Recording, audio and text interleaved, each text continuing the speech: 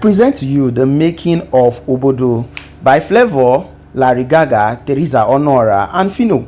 Now, this is one of the best songs you can ever imagine at the moment. Now, the Igbo culture is so rich that you cannot just leave any stone unturned when making all of this song. And trust me, Theresa Onuorah, this is her old song, but she brought out the voice. Now, if you listen to this lady voice in the studio while making this song, it was really captivating. There's no tune.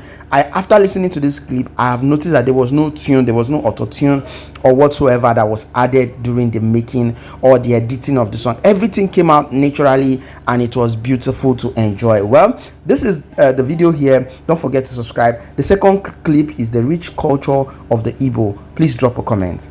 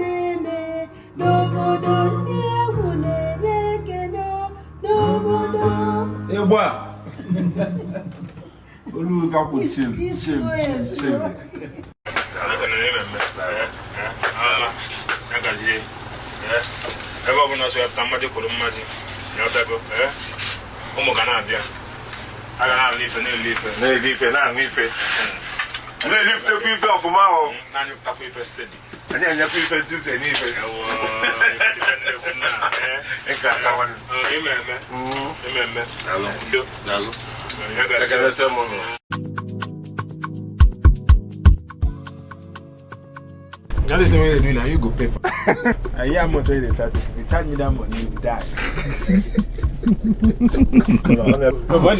But you don't live. You don't like tradition. I look myself, I say, no, it's happening. It's happening. Even the dancers, can we have some?